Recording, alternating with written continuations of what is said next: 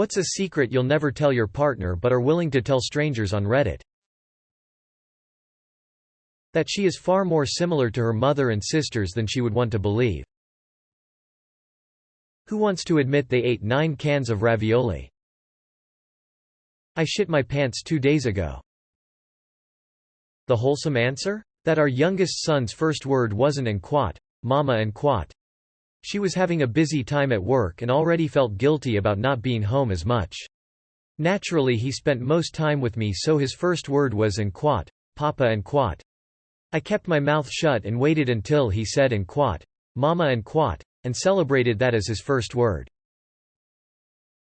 That I know the word she's looking for, but it's more fun to hear her rattle off increasingly ridiculous, sometimes made-up words instead. My best friend is a badger and I feed him sweet corn every morning at 5:20 a.m. Edit. Wow, this really blew up. Me and my badger friend Lucius appreciate all the support. I never paid for her engagement ring. I went to a custom jeweler to have her ring made.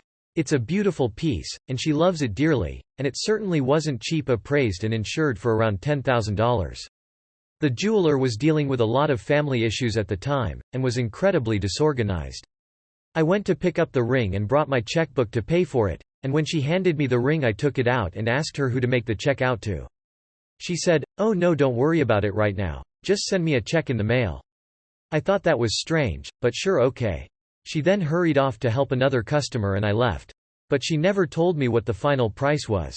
For the next 6 months, I texted and called the jeweler asking, "Hey, just tell me what amount to put and I'll mail you the check." And there was always a reason she couldn't tell me. "Oh sorry, I'm out right now, I'll find it and text you later."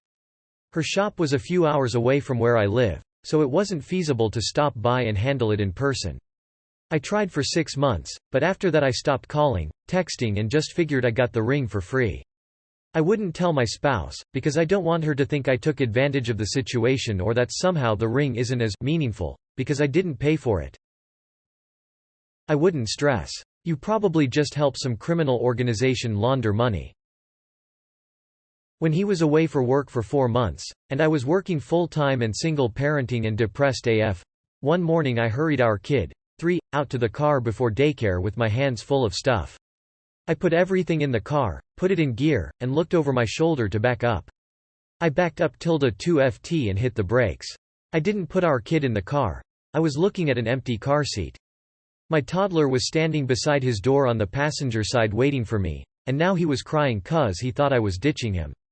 If I hadn't looked over my shoulder, I could have run over our kid. Blame sleep deprivation and all the other shit going on, but mom guilt still eats me alive when I think about those 2 feet. And my husband will never know because I don't ever want him to think I'm a bad mom, or know exactly how bad it was for me while he was away. TLDR. Almost ran over my own kid. You're not a bad mom. Shit like that just happens. You would be a bad mom if you didn't feel bad about it.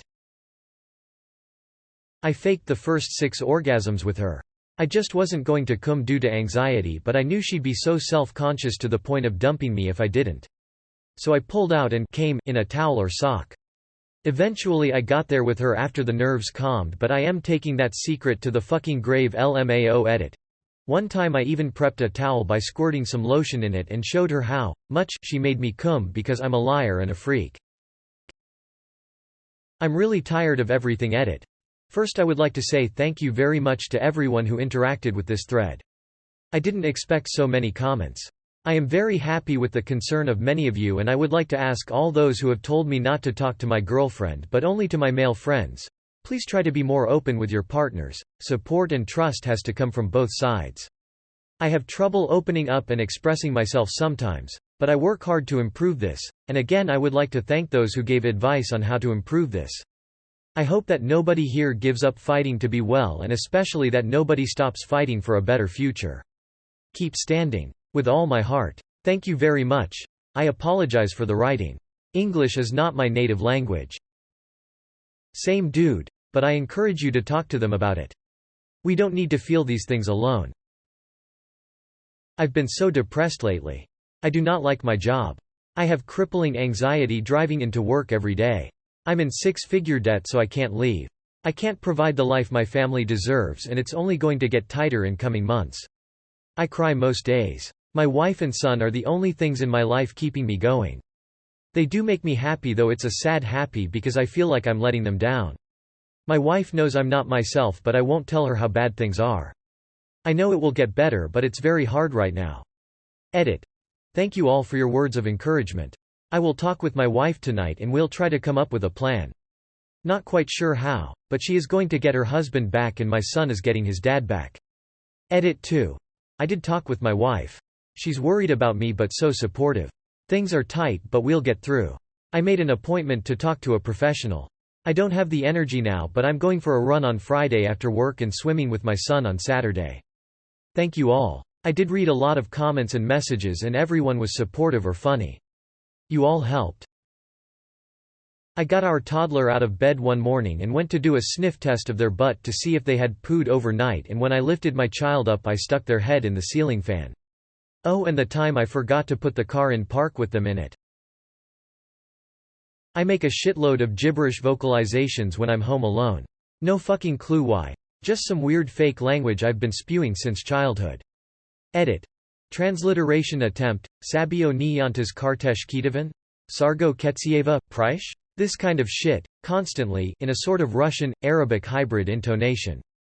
Almost entirely meaningless and 90% improvised apart from a few words that have attached themselves to specific objects, emotions over the years. Edit. You sure you're not a sim? Not sure at all. Like we know that reality perception is just electrical signals in the synapses of our brains. How do we know they're not just neural nets in someone's instance of Earth simulator? My brain tells me to talk gibberish when I'm alone. WTF is that? So yeah, prob a sim. Edit. Lovecraft, goblins, orcs, Khajiit, totally see what you're saying. But this is a function of the transliteration and the weird apostrophes I used. Trying it out with French phonetics, for example. Same sounds. And the vibe is completely different written out. Say bio ni hantasi kartesh ki tovain? Sargo kets cva, presh? Sabio nyantos korteski tovan, sorgo ketsivo, prez? I can't remember the last time I was genuinely happy more than just an in-the-moment feeling due to something happening. My default emotion is just depressed, tired. My nieces don't like the aquarium. I just constantly took them there because I thought my now girlfriend, who works there, was pretty and thought if she saw me constantly taking them it'd lead to us talking. Good call. Probably shouldn't tell your wife about your aquarium girlfriend. The girlfriend isn't an actual aquarium, she just works at one. What I actually paid for my woodworking tools. Edit. Obligatory rip inbox.